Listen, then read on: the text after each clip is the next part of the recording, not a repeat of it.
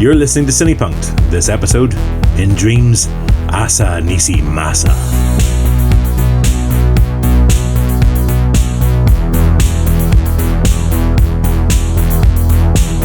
Frederico Fellini's Otto E Mezzo, perhaps better known in English-speaking countries as 8.5, is a bizarre, surreal exploration of the creativity of a filmmaker, Guido, and his struggles to make a film about his life. The Italian feature is acclaimed by many as a masterpiece of 20th century film, winner of an Academy Award for Best Foreign Language Picture, and with a lasting impact on many filmmakers to follow. This is a film about a film. A film about the film you're about to watch. It's a fiction, a metatext, a dream, a fantasy. And so it's the perfect title to kick off our recurring In Dreams season, exploring depictions of dreams on screen. Hello and welcome back to the CinePunked Podcast. I'm your host, Robert J. Simpson, and if this is your first time with us, welcome. Don't forget to hit the follow or subscribe button. It's been 10 years now since we convened our first incarnation of CinePunked, and we're planning lots of exciting things for the year ahead, so subscribe and keep up with what we're doing. Joining me for this week's podcast, as usual, is my dear friend, longtime member of our beloved CinePunked family, the wonderful, enigmatic, bashful Neil Sedgewick. I'm currently smoking a cigarette artistically for my guy Guido. Very good. Let's get straight into this one. Are you at all familiar with Fellini's work? Only in the sense of, when people say to you should really watch insert film title. I think 8.5 was probably one of those ones where people have gone, have you not seen, with everything you do and all the chats you have you never seen this? And I'm like, no.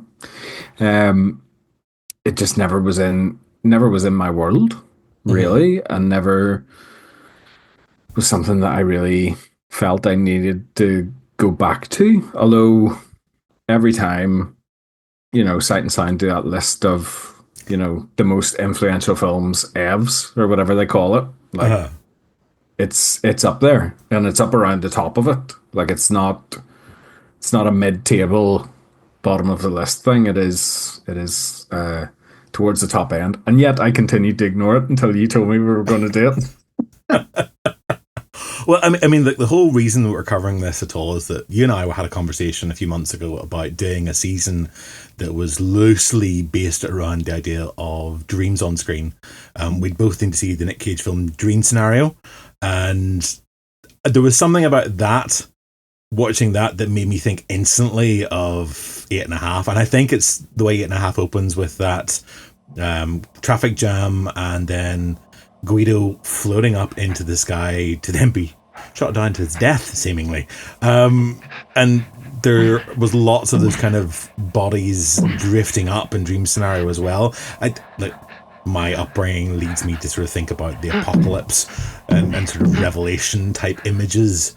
And Fellini being such a Catholic, it would not surprise me if somewhere along the way that is also part of his thinking. But there was that similarity, and I thought, look, we haven't talked about... I don't think we've covered any Italian films on CinePunked, which is ridiculous. I mean, as I say, we've been doing this for 10 years in one form or another. This is season 6 of our pod. How have we not done this before now? It's obscene. But I think there's a lot of stuff now. We for listeners who are maybe fresh to us, there's maybe a little bit of foreshadowing if you go and indulge in our Jean Cocteau trilogy. There's a lot of kind of dream stuff within that as well, and this kind of struggle for the creator.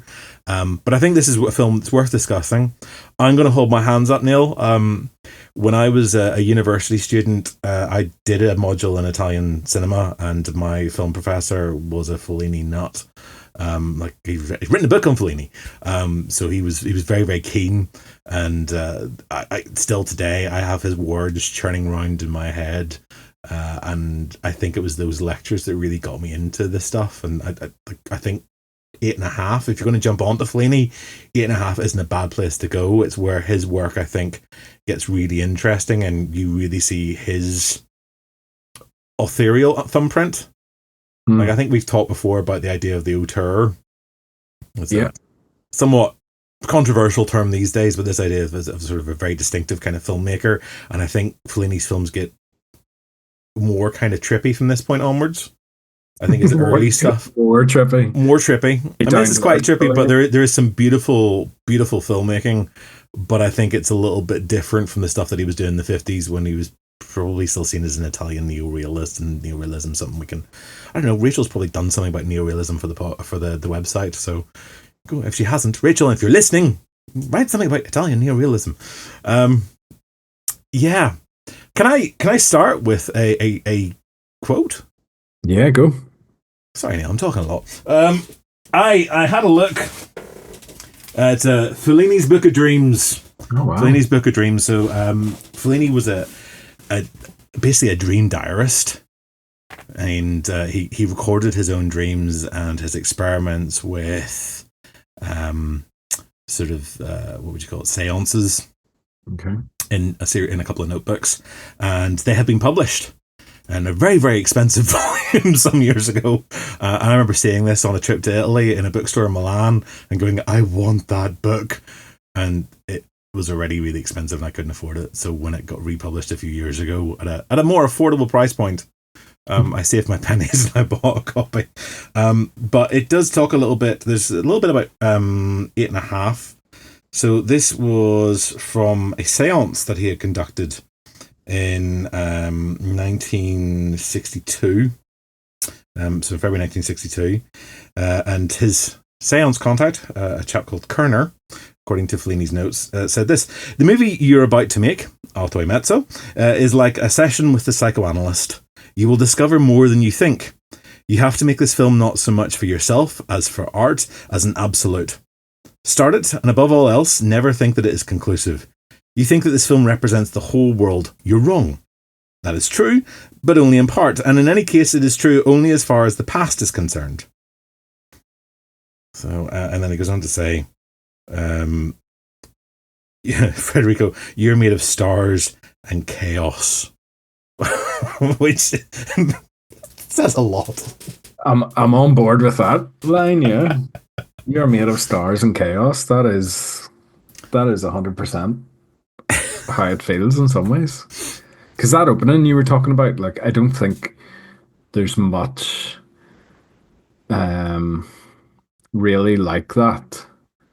You know, when you think of the silence of that opening, where he's sat in the car and everybody's just staring at him, and there's something really unnerving about silence in any film, like like in a really kind of popcorny way. Like the most unease ever created was A Quiet Place in recent years. Yeah, it's not supposed to be quiet in there, do you know?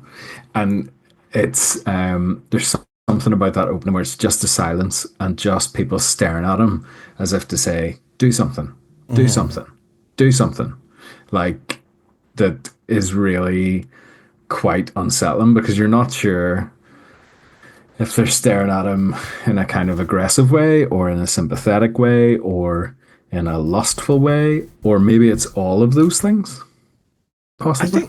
I think that's probably very true. I mean, there's something about that feels to me like the expectation when you go into a cinema, at least, you know, if you're like you and me going into a cinema, where you sort of sit there, you take your seat in reverence at your cinematic church, your darkened room, the lights dim, silence hits across everyone as you wait to see what's going to unfold, and there is this sort of expectation to entertain me, and that uneasiness that sort of feels like we're watching a filmmaker, a director, the actors trying to do something, and unless they deliver, you know, that can feel really uncomfortable. And we've all sat in cinemas for films where the film really doesn't work, where the audience isn't on board, and you feel that discomfort.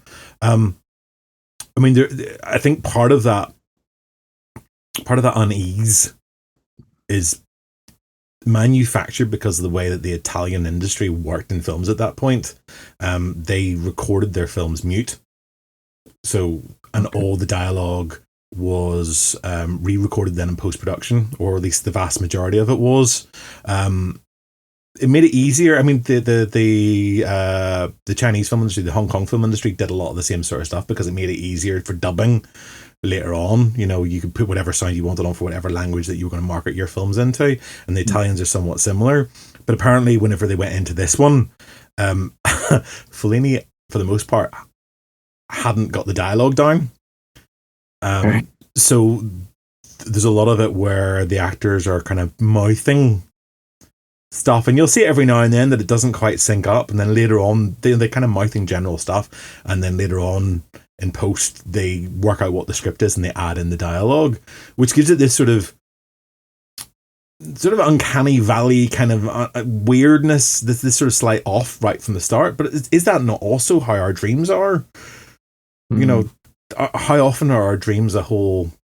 There is something slightly odd about it, and again, I mean, I've already mentioned, I think I've mentioned already in this, maybe it was you and I talking beforehand, but Jean Cocteau, you know, when you think about how things are done in Testament d'Orphée, as he's wandering through that landscape, there is that similar kind of oddness. Also made about the same time as this film. Both of them, I think, were 1963. Yeah, 63. Yeah.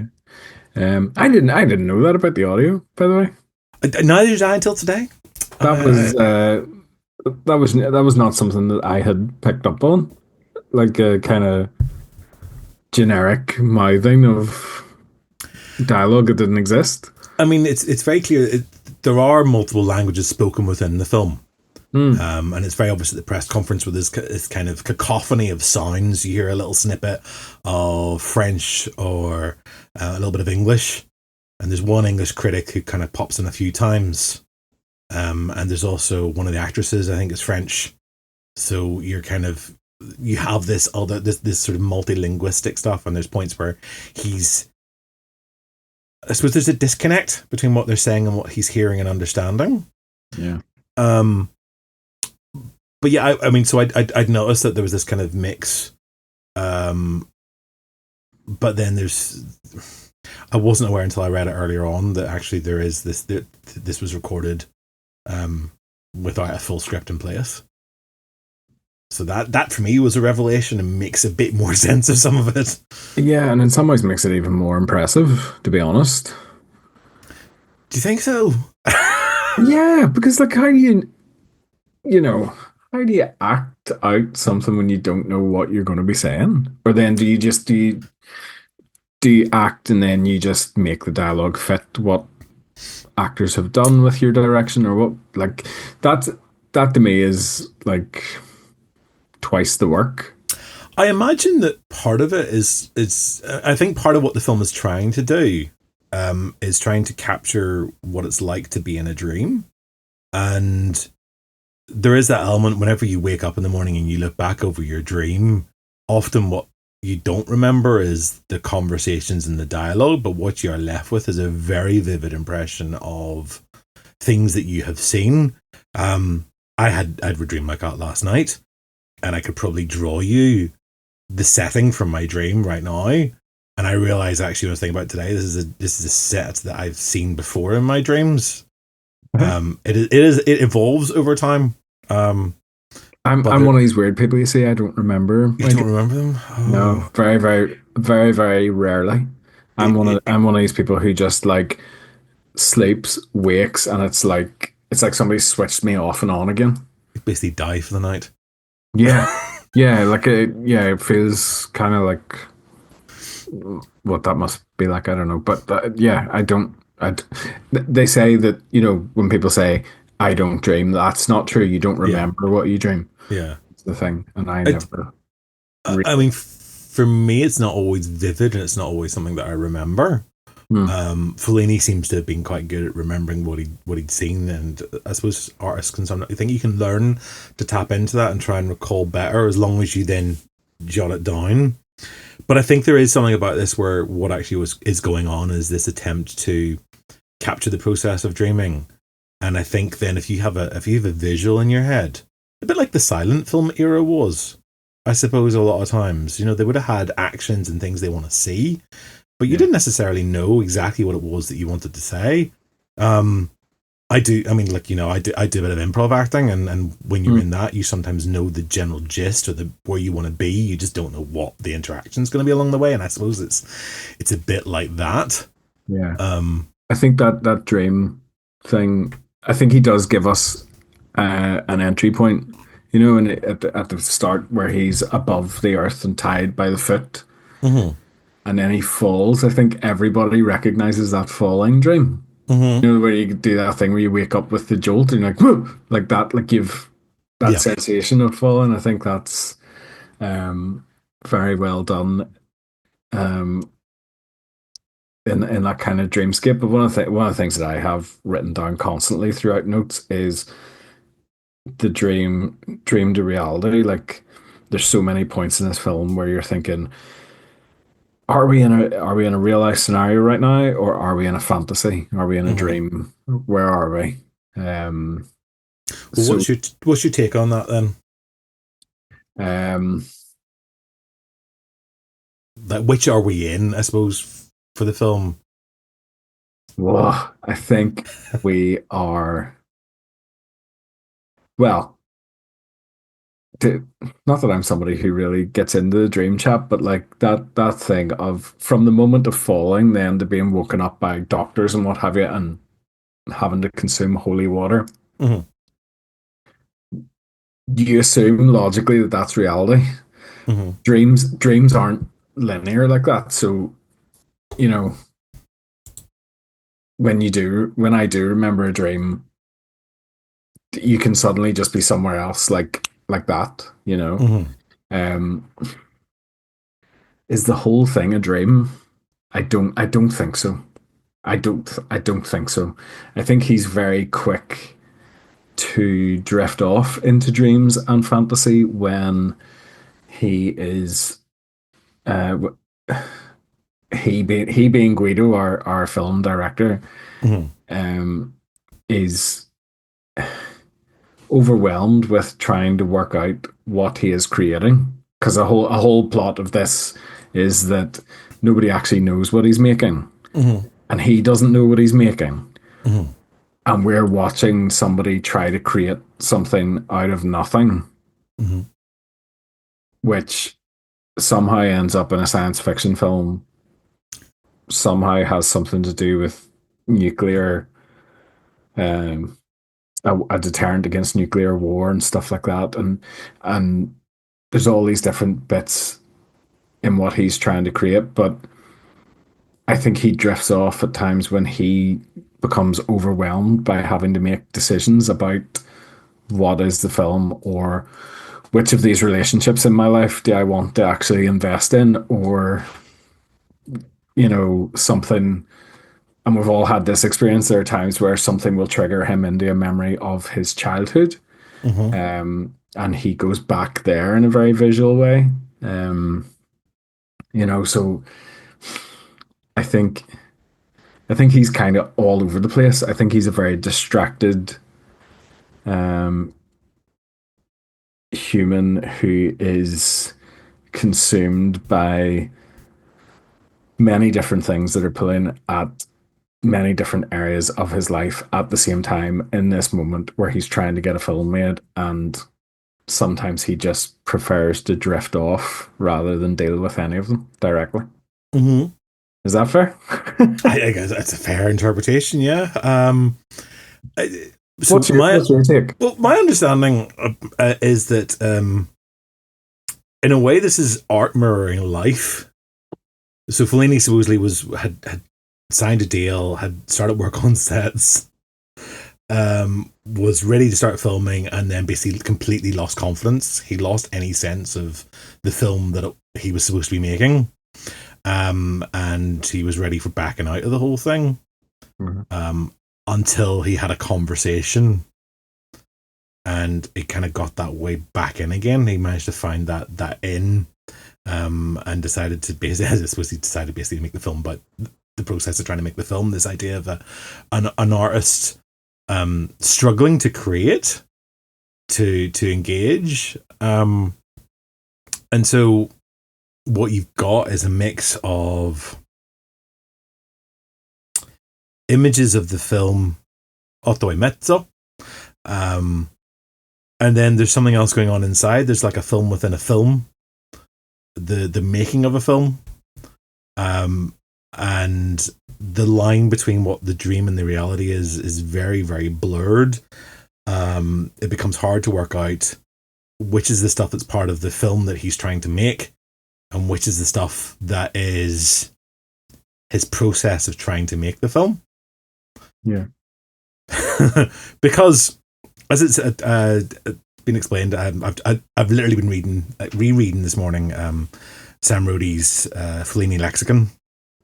Sam was my university film professor, and the book reads like his lectures. And I remember getting very excited when I first uncovered stuff about non-linear narratives, where things kind of collapse in on themselves, where they fold, where they kind of loop.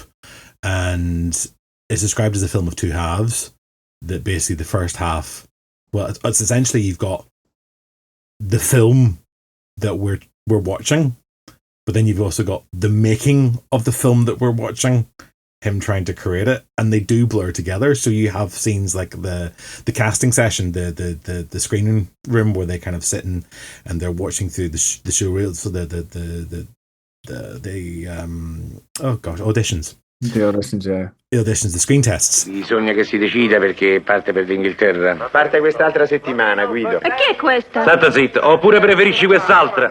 Questo è un personaggio importante, deve essere subito simpatico. Dico bene, Guido? Festucci. Vabbè, Festucci, levati di mezzo.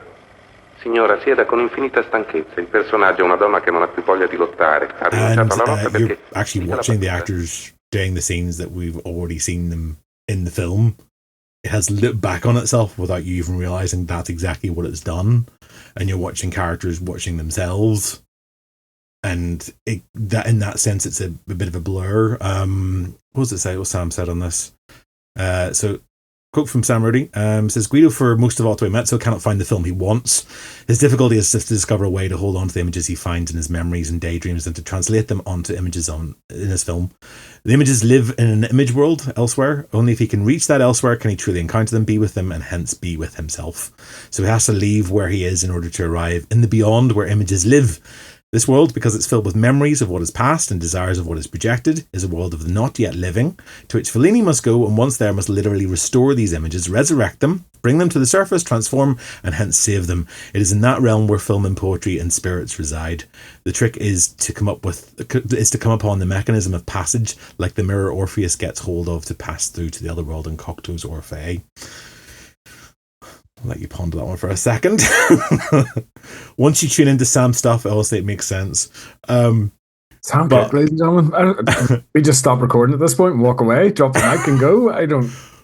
So what you've got is you've got an artist who's trying to struggle, and his whole problem is he can't find the film because he's so caught up with the memories, and he's looking for that inroad to find the film. So those memories and dreams and fantasies, and some of them are clearly fantasies, some of them are clearly memories, are the key to him finding his way. And what keeps on happening is every time he kind of gets somewhere, reality brings him back. So you've got the producers are trying to stress about what do they need to do for the film. The actors want to know what their part is. I mean, bloody actors. Much in wanting to know your lines. His wife is sort of, their relationship is doing something. And that brings him back out of his creative kind of space, and the film stalls further. Yeah. There's a line through the whole thing of, in some ways, and this, at the risk of sounding very pretentious here, what is a film?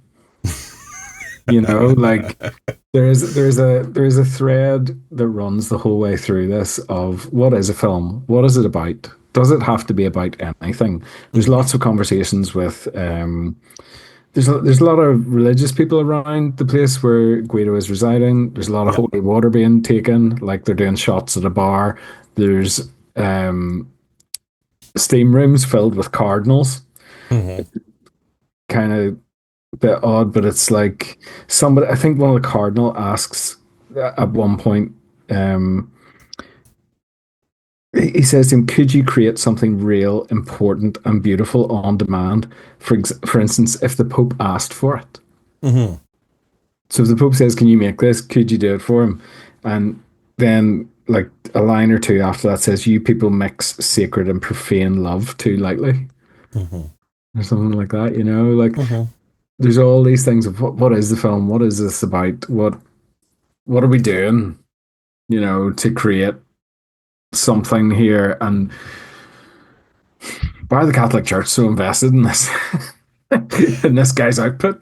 I mean, I think it's very easy for us to forget the hold that the church used to have on things like censorship. You had it in Ireland, you had it in Italy in particular. This sort of desire to control what's seen, this concern for the moral well-being of the people, and I suppose, I see it in Fellini stuff. I see it in Ken Russell's work as well.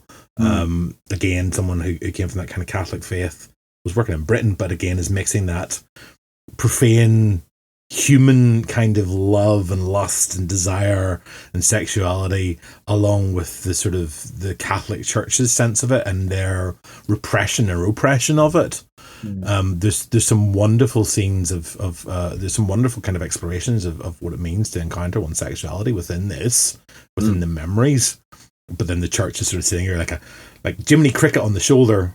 Jiminy Cricket, who does get referenced. I guess his sister plays the part of Jiminy Cricket in the harem later on. Sitting there on the shoulder, kind of going, "No, this is a really bad idea."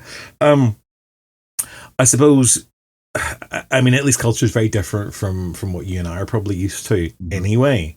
But I think if you get into rural Ireland, you see it a little bit more, where you've got the church is building its places on other religiously historical and places from sort of the pagan era.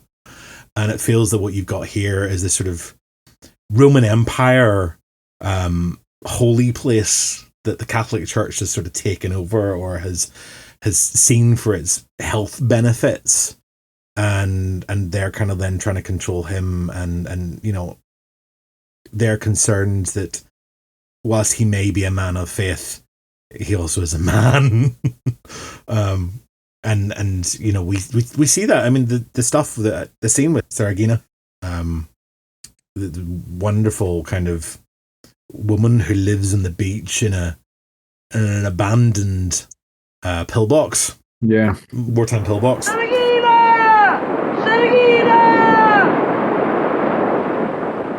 Who the boys pay to do a rumba. And a slightly erotic dance. I mean, she's clad in kind of beach clothes, but she's not naked.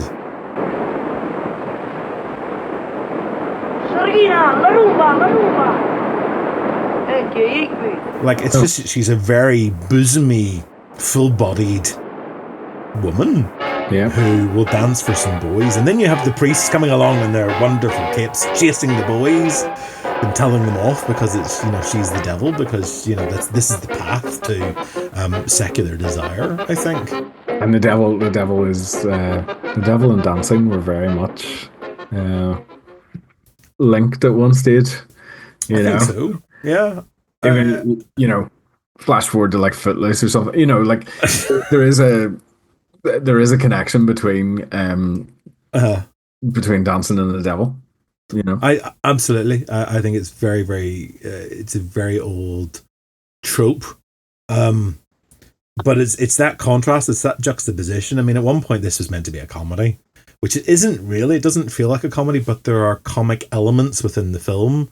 Sometimes it's just the surreality of it, I think, lends it a slightly more humorous edge, and the ever-present sort of circus vibes, which we can get to. I just ended up feeling very sorry for poor Guido. Why? Well, not for anything to do with his kind of track record with females in his life, but just the kind of that thing of everybody wanting their pound of flesh from him. That just constantly people are just kind of running in from other, like, you can't walk through a hotel lobby without getting pulled 6 ways. And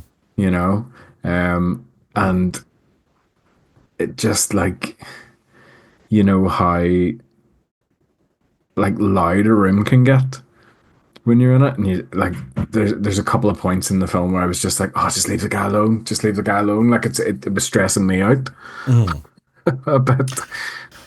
I mean, I think by the time you get to the press conference towards the end of the film, that is very clear. And watching it this time round, I felt very much like he's just he's overstimulated. It's like I don't know, like an ADHD overstimulation. It's certainly some sort of neurodivergent overstimulation where everyone is at him, and the only way out is to lift a gun. That's that path that he goes down. That it's just, I need to escape all this, and it's too much. Yeah, because people are yelling things at him from all sides. Like that press conference scene is like they're asking, people are shouting things like, "What does the film say? Do you believe in God? Are you a Marxist? Are you a communist or something?" Or like all this type of stuff. It's just been bap bap bap bap bap, like right at him. What is it? What does this film mean? I mean, are they asking? I'm on the table. I mean, the question, I suppose the question I have then, are they asking questions about the film that we have just been watching? Or are they asking about the film that he's about to make, which essentially are the same thing? Yeah, I think it is both. I think the questions that Guido encounters are the questions that probably Fellini gets batted at him. Particularly around that, there was there's a conversation around Catholicism and Marxism at one point, and it's just like, is this a religious concern? Is this an Italian concern? Is this a Hollywood concern? Or is it all of those things? Are we getting, like you say, are we getting questions there that Fellini is having to deal with in terms of who he is as a filmmaker, as much as Guido is having to deal with these questions in the film itself? I mean, it's something that I think seems to concern filmmakers. It comes back every now and then. There's a Woody Allen film, the name of which I can't remember, where he ends up at a film festival being asked questions by fans. And again, it's that whole, like, it always feels that the questions are going too far. They're asking stuff that's not meant to be there. I will always remember reading an interview, I think, with John Ford, the great American Wild West director, and he's being quizzed, probably by some French person from the Cahiers de Cinema, about the meaning within his films. Because obviously Ford was one of those people that the Cahiers decided was one of the great auteurs, and he just dismisses them as like, the film is what it is. I'm not intending it to be anything other than a film. Yeah. It's there to entertain, and there is that thing where you bring to it what your own life experience is. Like I know that myself from previously my films and faith moniker, like. That was something that I did, and I read into a lot of films that may not have necessarily had any intention in that world at all, but because of what what I was doing at the time, like that was something that was very easy for me to pick out of things, in a lot of different ways, some more successfully than others, but yeah, I think you do. You do get to take away from something what you bring. Your own kind of sensibilities, your own politics, your own views on the world. So if you want to see this as there's a lot of religiosity in this film. You could probably turn it into a religious film. I don't think it's that. Equally, if you want to get into all the stuff that is in what Guido was making about people trying to escape from nuclear war and take those messages from it, just as a wee sidebar, you can do it. If you want to read about into the creative journey and the difficulties of the creative journey, then certainly all that's there. Like there's so many things that you can pick apart. And I think that's why this film, I think, does go into all those lists that I spoke about before, because there's so many different elements that any person watching it or any filmmaker who comes after it can pick out that as kind of a point of reference. There's a dance sequence in this where Guido dances with, I can't remember the woman's, is it Gloria, the woman's name he dances with? I think so. It's Barbara Steele's character. And I watched that and went, oh yeah, Gloria. I've seen this before, sort of, not directly, but I've seen this before. And then I just happened to be on Instagram, and forgive me, the person who posted this, I can't remember the username. If I find it, I will post it and send a link to you. But they had put side by side that dance sequence from 8.5 and the dance sequence in Pulp Fiction at Jackrabbit Slims with Uma Thurman and John Travolta. And it's hard not to look at those and go, oh, they're very, very similar. Yeah, because it's a deliberate citation by Quentin Tarantino of Frederico Fellini. Yeah. I mean, I think I love the way that we explore films and the juxtapositions that come from having watched two films adjacent, that gives them a meaning that's different from the next time you watch it with another film back to back. And I love the fact that film is often quoting other films or literature, and certain filmmakers make no secret of the fact that they're doing that. Quentin Tarantino is very open about the fact that he litters his films with references. It's part of what makes him sort of stylish and cool. It's almost like he's like a collector of pop culture references, and then people discover them. Yeah. And then they might go off and discover the originals and all the stuff that comes off from those. So he does that. I think of Kevin Smith doing stuff like that. I think of Jean-Luc Godard did the same sort of thing, and I think Fellini does it to an extent as well. There are references within his stuff. That dance in Pulp Fiction is very definitely a direct reference to 8.5. And bearing in mind that Pulp Fiction's narrative is also non-linear, that seems a highly appropriate reference point for us to kind of hit with, to kind of go in that cycle. I haven't watched Pulp Fiction for quite some time, so I'm not sure if I approach that with having just watched 8.5, how I'd respond to it. Is there something else to be teased out of that relationship there? I don't know. So I mean, for you, seeing that reference, what is that changing for you? Is it changing the Tarantino, or is it changing the Fellini? It's probably changing the Tarantino more, because the first time I saw Pulp Fiction, kind of late 90s, like, I had no knowledge of 8.5 at all. I had no understanding of kind of the callback, and it is one of the first films that I remember seeing with a kind of didn't have a linear timeline. It was a very non-linear story, and I remember friends of mine being very confused. We got it out on video. Somebody's parents rented it for us because we were all too young. But we sat around this, and I remember sitting and loving it, and people not liking it because it wasn't linear. People really struggled with it. It was really funny. But yeah, it's probably changed my view of Pulp Fiction more than it has any impact on Fellini. But it's interesting to when I've kind of back referenced it because I've seen the dance in Pulp Fiction first, and then when I saw the Fellini dance, my brain has gone, I've seen this before. So it's almost like he's doing a callback, but his callback is actually like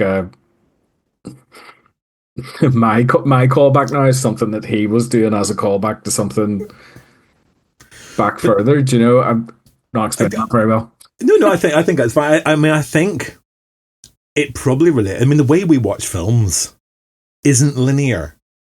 Like, obviously the process of watching a film, but the way we encounter films, we don't watch everything from like 1900 through to 2000 in order. Yeah. We're watching a film. I mean, if you look at my Letterboxd, you know, it's like I'll watch them from 2025 and then I'm on to something from 1910. You know, we're all over the place in terms of how we watch films, or at least most of us are, and certainly anyone who's any kind of cine enthusiast bounces about quite a lot. So our experiences and our cultural reference points build up in a very eclectic manner. Yeah. And so I think that's fine. I think that there's something quite wonderful about the fact that, you know, our reference point for that dance, and mine was the same place. I'd seen Pulp Fiction before I saw 8.5. I just didn't connect. I don't think the first time round. Do you know what it was? You know, just to put it in completely modern parlance, right? You know that gif of Leonardo DiCaprio in a Tarantino film, ironically, where he's like clicking at the thing, going, "There it is," and he sits forward in the chair like that. That was me watching 8.5, getting a Tarantino reference. I was in that gif for me. I mean, I think I've told this before on the pod a long time ago, but I mean, that was me the time I saw 12 Monkeys. I watched 12 Monkeys for the first time on DVD, and literally I think I'd seen that on the Saturday, and on the Monday in my film class at uni we watched Chris Marker's La Jetée, and I'm like about halfway through La Jetée and I go, I know how this is ending. I literally had just watched it days beforehand without any reference, without any knowledge that this was what I was going to be encountering, or that I was watching the same film. And that made it a very strange, but also a very impactful kind of cinematic experience for me. And I think, I think that's good for this. I mean, I think that we've already talked about, I think there's references to this in the Cage film Dream scenario. I think that whole floating thing is a reference to this. And again, he's someone who's struggling with the fantasies and the realities of his life as well. There's lots and lots of references to this. I think we've talked about Orphe. Maybe we could talk a bit more about that. So there are always going to be reference points. This is always going to be a film that's influential, and I think seeing it helps grasp where people are coming from. Yeah, I've lost that train of thought. And I'm not going to cut it out. It drifted off like Guido's fantasies. Guido in the wind. Well, look, talking about the Orpheus connection to this, yeah, if we can, because I want to reference back to something we've spent time on here in the podcast. I think that a bit like Cocteau's character in that, this is someone who's trying to navigate their creative visions in order to anchor themselves in a kind of reality. Is that a fair comment? Yeah, I think so. And I think our key to understanding Guido and his memory is the same. I've seen this. I can't take credit for this. I've seen this reference elsewhere, but I think I do agree. Is the same approach that we have when we're trying to understand Kane in Citizen Kane. There's an abstract reference to something, and you spend the whole film sort of trying to work out what it is. For him, it's the sled. It's what's it? Rosebud. Rosebud, yeah. That magical word that means nothing but means everything. But also, it's a bit of a misleading kind of path to go down. Here, it's the phrase "Asa Nisi Masa." Yes. Which is, when he hears that becomes a real solidifying space for him. C'est ça? Asa Nisi Masa? È così? Sì. Guido! Ma che cosa vuol dire?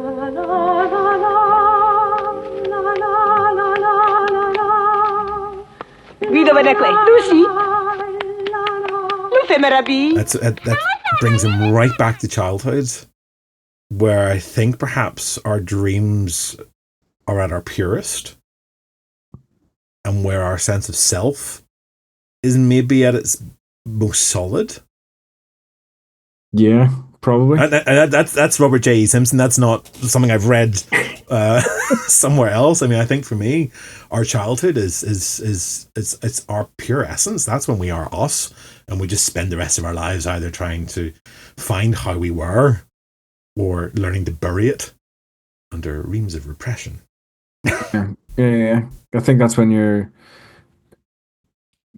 It's that thing of when you're a kid, all you want to be is an adult, but when you're an adult, all you want to be is a kid again, because that is where the freedom is. That's where the purest form of yourself is, and you don't have any bills to pay, and you're just, like, you don't have any of those worries or concerns of the world, as it were. You just have the freedom and the joy of just like. Well, I don't know how it is now, but certainly for me, it was like just being out in the street and kicking a ball with friends and stuff, like that kind of freedom of conscience, I suppose, where you're not, there's no external worries, there's no external pressures that Guido is experiencing as he's trying to get this film done. There's no really like complicated relationships. There's no, it's all just really quite easy and pure and free.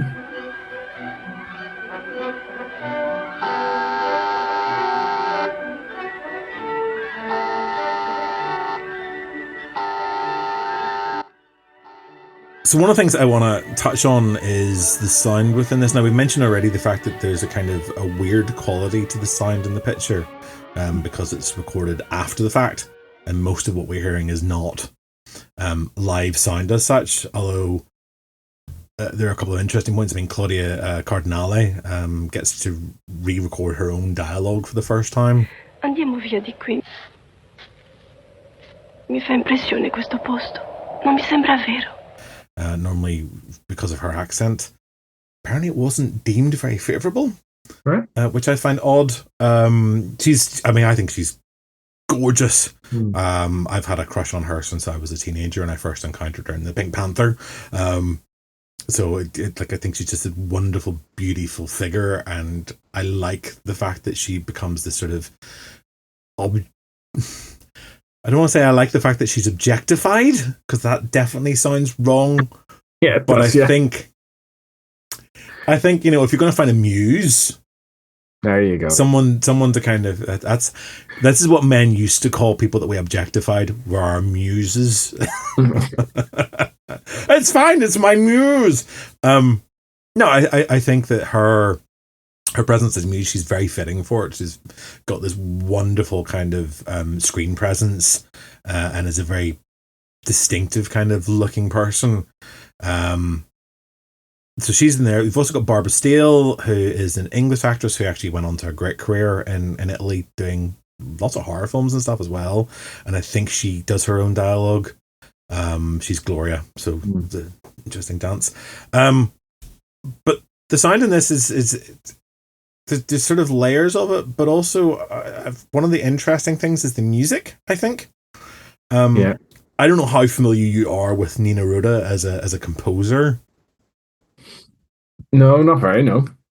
Outside of The Godfather, he does pretty much all of Fellini's films. He's the composer for them, so they have this kind of feel, which I think is like Danny Elfman doing most of Tim Burton's films. Right. It's part of that aesthetic. I find it very hard to separate the two. Bernard Herrmann doing Hitchcock films, or whatever it is that whichever combo it is that you find. But one of the things I think is interesting is actually whenever there's music played on screen, often what we're looking at is, we assume it's incidental music. It's that kind of stuff that composers stick on just to kind of enhance our moods. But actually it's diegetic music. It's music that supposedly comes from within the world of the film itself, because we have there's some classical music pieces that are being played in the open air as they're supping on their tonics of holy water, and then we pan to an orchestra playing the music that we're listening to. Like, that feels to be quite an important part. I don't know how if you'd noticed that, or if that was something that sort of struck you in any way. No, I picked up on the orchestra kind of playing the tune, setting the mood, I suppose, in some ways of what's happening in those scenes. And then they kind of interject themselves into the conversation as well. Like they kind of, it's funny, like people get involved and they start, like when that dancing sequence comes, is that the orchestra? The orchestra's involved in the dancing sequence. So like, it's, it can change and shift to whatever the experience is at the same time. Interesting, because it's not in the same way as a kind of score from outside of the world would do. And oftentimes I make fun of things that have too much of a something creepy's going on in here. Like there's loads of stuff going on. Like The Traitors is on at the minute. Not to timestamp this too much, but there's loads of jokes going around the internet about the music they use there. Okay. Where they like slow tunes down to make it sound that little bit creepier and add suspense. Those types of things that we can poke fun at in scores. Whereas this is a band that is, or an orchestra that is in some ways having to keep tempo with what is happening in front of them. And kind of find the accompaniment for the moment, if that makes sense. And then you get that to a lesser extent right at the end. Yeah. With there is a circus sequence, because why not? All of a sudden, 4 clowns and a wee lad turn up as a marching band. And they essentially play us off. To round things up, and that tune in particular is one that would stick in your head the whole way along. But again, that's something that is done in that moment to kind of set the tone of what is happening. We're in a circus type environment around the kind of media circus, as it were, of what he has experienced at the press conference, and then things get called off and he just bins it all off.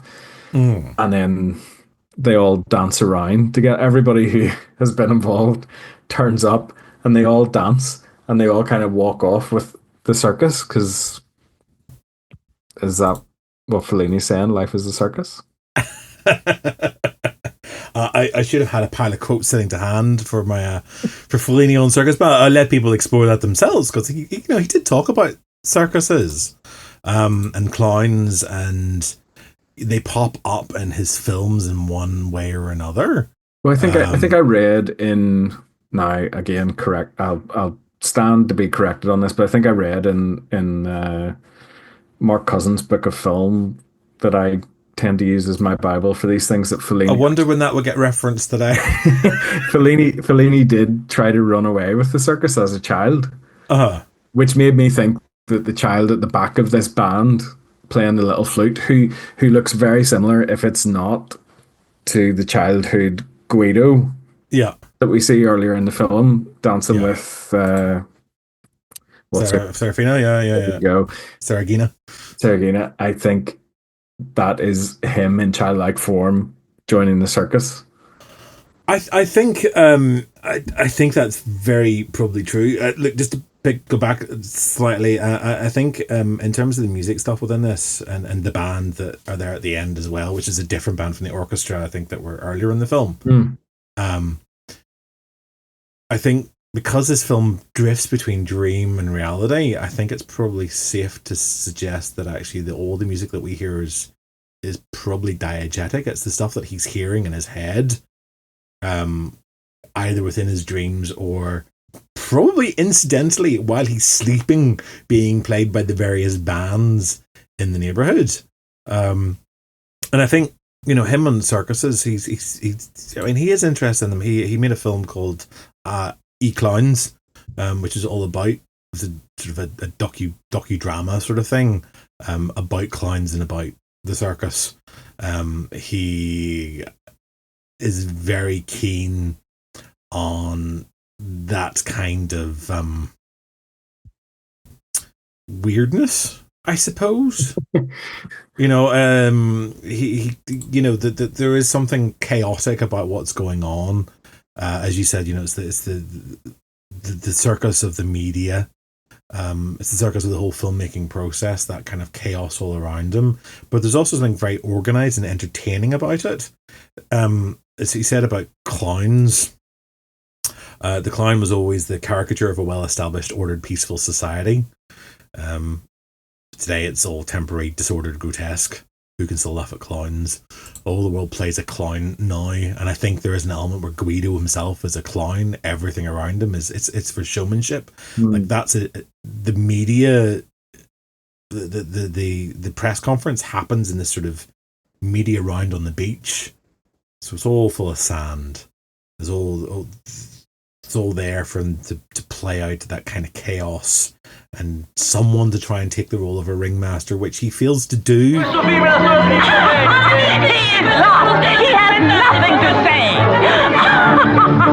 Up until the very end, that's when the moment where he becomes ringmaster, in control of his own life and his own film and his own destiny, and the people that have been there before. Before that, it's his fantasy, it's his memory.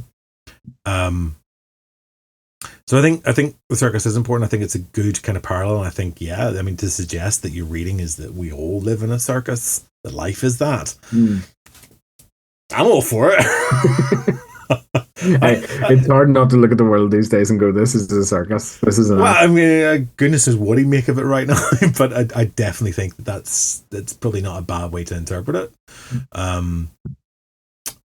I mean, he's of a generation where their entertainment was different, where youth is different.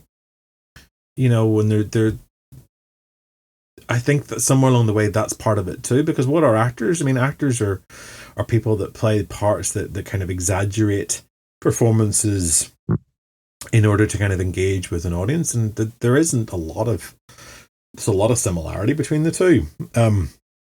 But you know, his attempts to control, I mean, we see that particularly in his fantasy of the harem, which is, you know, having seen the screen tests, having been introduced to his mistress and his wife, and saying that he's not navigating the space terribly well, let's be fair, he is starting to struggle a little bit.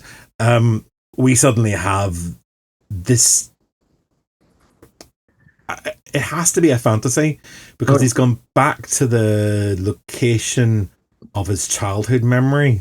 He's gone back to a very childhood home setting, and basically has a dinner with all of the love interests, or all of the kind of objects of fantasy and desire that he has experienced throughout his life.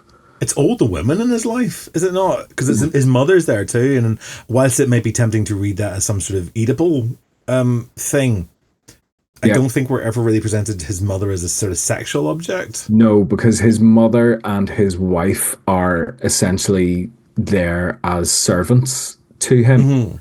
They're not there as objects of desire. They're working at this banquet. They are putting out the food. His wife in particular has a lot of dialogue about like doing laundry and making sure everything's working and keeping things together and blah blah blah, while he's off having all these moments of fantasy and desire, you know. So the mother, the kind of females who are family, I suppose, in many ways, are actually there to work for him and to serve him and to feed this banquet, and in some ways maybe feed and allow space for these desires to play out in the real world, maybe. And then there is the kind of moment where he has had a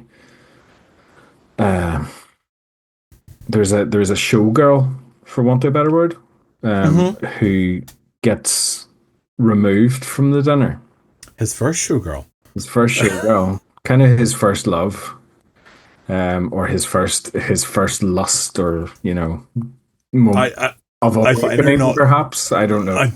His first masturbatory fantasy is sort of how I see it. Yeah. But she has got too old and basically is no longer of any use to him. You know, doesn't doesn't get much out of that fantasy anymore, basically. And she is taken upstairs. You know, which again you could take as as like some kind of death. When we talk about death, you know, they've gone upstairs to be with the Lord. You know, like they're gone and they have ascended and gone and left us now, and she doesn't want to go. And it's kind of a thing of Guido only wants, you know, women who are young, virile. He's not interested in older women. I do wonder if she would eventually become a servant in the house, maybe, if that would be a thing. Like, we never see that, but I wonder if she could, in a future fantasy, if one existed, would she move to, you know... It's interesting. I mean, because obviously you've got his mother and his wife become sort of servile and are no longer dominant figures. Whereas we've seen his mother scolding him before for lusting after another woman, and we've seen his wife scolding him for being loose, I guess, with his attentions. Yeah. And it's very clear that she still has a hold, even though he's straying. So he has them kind of removed of their agency, I suppose. And then his sister is there, who's also clearly quite a strong presence, but she's there not as a servant and not as not as a sex object. She's there simply as a confidant, as a little kind of reference point. What they say about being moved upstairs is still quite nice, but you get removed to the memory. You know, so it's the memory of what went on before. But I find it odd that she was obviously quite, when they talk about her being the first showgirl, obviously his early encounters with her are when she was a lot younger. And she's obviously got too old. But we see the Saragina figure, and she is just the same as she was when she's dancing the rumba on the beach when he's a boy. And yet she's not too old to be moved upstairs. So is it just a case of she forever, like he only ever experienced her in that time, so she doesn't age because she still remains that childhood fantasy, rather than the showgirl who obviously he's in a position where he can go and see her performing and she ages. Really? Yeah, that thing of you leave somebody in your memory where you last saw them, type of thing. Yeah. Which is why, you know, when I walk past people I went to school with that don't recognize me because I didn't have glasses, I didn't have a beard, I had hair and was about 4 stone, 5 stone, 6 stone lighter than I am now. Yeah. You know, like unrecognizable. That literally has happened to me in the street. But yeah, maybe that's why maybe he has revisited the show. I mean, I suppose the point where looking at it from a 2025 perspective, that's the point I think where it feels it's most hedonistic, where it feels like it's most like I can see somebody writing off about toxic masculinity at this point, because this is a very patriarchal fantasy about all the women basically there to serve him in some way, shape or form. It is a male fantasy, and like I think that's the bit that always made me feel a little bit ick about it. You know, is that, you know, he's basically, but I also understand that this is how many men must go through at least a little phase of this, you know, where they kind of fantasize about different people and you know, revisit memories of fantasies and stuff. And that feels like quite a normal thing to do, particularly when you've got that added layers of sort of remembered sexual oppression or repression. Yeah, and particularly when you're talking about a very religious world that he would have grew up in, where that is very forbidden and very very unspoken. Yeah, I mean, I feel sort of looking at Fellini's work as a whole, I mean, sex is very prevalent.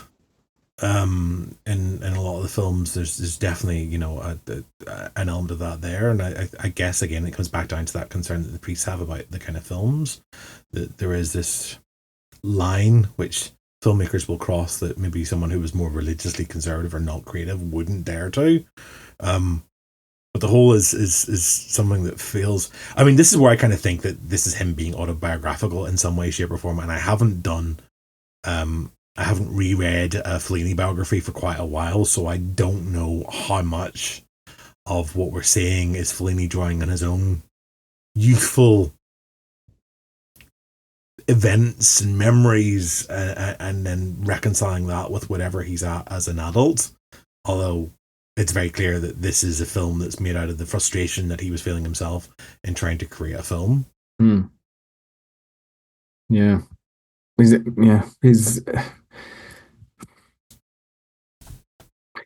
basically using Guido as a vessel for his own memories and his own fantasies and his own frustrations with what he's being asked to do as a creative force in the world. Like he's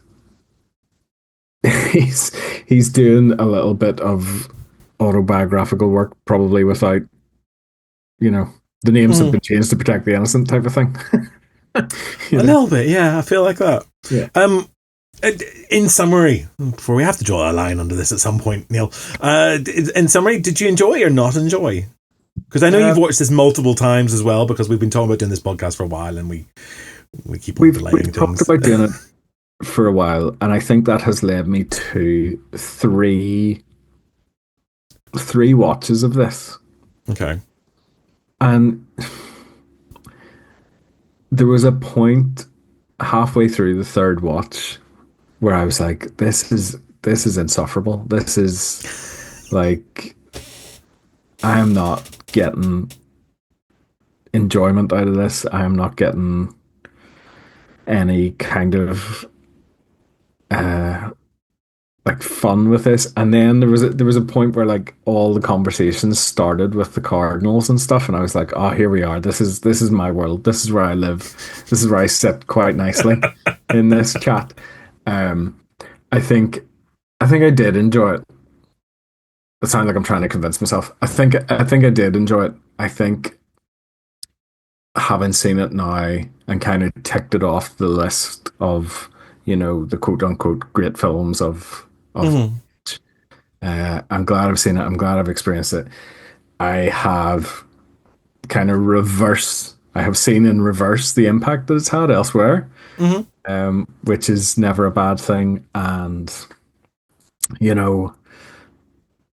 is it one of the great, like, if, is it one of the greatest films ever made? Is the big question, is it? Like, in your opinion, is it? In my opinion, that's right. Is it going to go to your desert island jukebox of films? No, but do you know why it's hard? It's not coming with me as kind of my favorites of all time, but it's one of those films that, because of the references that I've seen in later things, I'm like, we don't get that moment without this. So I think it has a massive significance, but I don't know if I would put it. I don't know if I would put it like down as one of the greatest films that I've ever seen and enjoyed. Okay, but I can see how impactful it is, and I can see a beauty in it, and I can see some really great conversations that come out of it. Okay. I think that's fair. Look, I don't know if I put it in my greatest ever. I don't know if I can answer that question myself. I mean, I've asked it, but I certainly would find it hard not to put at least a Fellini film in my Desert Island box set. Whether I would choose this depends on my mood, I think. Because I quite like a lot of his other stuff as well. So, but I mean, it's a film that I find in places I get quite a lot out of. And it changes sometimes for me. Like every watch I get something different out of it, which I suppose for me is a great film because it's one that keeps on giving. Whereas other films, you watch them once and you've bled them dry. There's nothing that you get out of a second watch that you didn't get out of the first time round. And as I get older, I mean, I'm 43. I'm the same age as Guido. which is something that wouldn't have struck me at any other time of watching this, because in the past I've been younger. But it's like watching it this time going, God, I'm that age. He looks better than I do. I like his hat. Yeah, Robert wants a cape, by the way, everybody. Oh yeah, I love a cape if anyone can provide me with one. And the whole looking back over one's past sexual conquests or experiences or whatever, as well, as something that maybe when you get to this sort of age you do at some point. Maybe. So yeah, I really enjoy it. I've watched it a lot of times. I still get a lot out of Fellini stuff. I think he's an interesting filmmaker. Would you explore any more of Fellini? My gut instinct that is no. Excellent. You know what happens when you tell me you're not going to do this, don't you? Neil Sedgewick has not learned after all this time that if he tells me I won't touch this, that I'm not going to give him something else. No, it's not that I wouldn't touch it. It's just that I wouldn't rush looking for anything after this from Fellini, I don't think. We might come back to him at some point in the podcasts. I'm not saying yes, I'm not saying no. And I never say no. I never say no. No, we've never have. We're very good. Dear Dr. Kelly would frequently say no to me when I suggest something, but you have always embraced everything. So sometimes I'm just not available that night, So this is the first in what is a semi-regular series of discussions about films that encounter dreams, and I'm not going to tell you what else is coming up because it could well change at the last minute, as we're prone to do. It'll not be every week that we issue a pod, but it will be semi-regular for the next little while, so keep an eye out for it. We're going to state them out as In Dreams, so you'll know it's part of that season. But look, hopefully you enjoyed tonight. If this is your first time with us, thanks for sticking around. Hopefully we'll see you or listen to you again at some point. You listen to us, maybe we'll listen to you, I don't know. Neil, if people want to stalk you on socials, where do they get you? You can find me on Instagram at Sedgewick N. Excellent. You'll find me most places as either Avalard, Avalard, or Robert J.E. Simpson. You'll find CinePunked on pretty much everywhere as CinePunked or as CinePunked Film.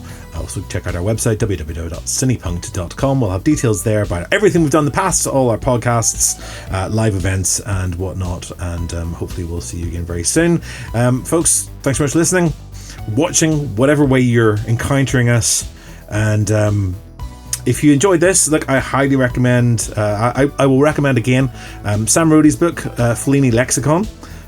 It's an interesting and very different academic approach into Fellini, and go off, buy that, read it, download it, whatever you want to do, and we'll see you again very soon. Cheerio.